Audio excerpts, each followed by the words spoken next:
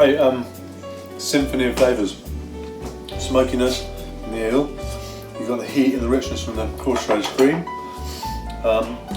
Texture from the apple, there's a little crunch in there. The earth and spice from the beetroot. And then just finished off with that nice buttery case and a little hit of pea. And then all those flavours go well together, we all know. Beetroot, horseradish, pea, eel and smokiness all combined together to make a wonderful, rich, encased canapé. Really good.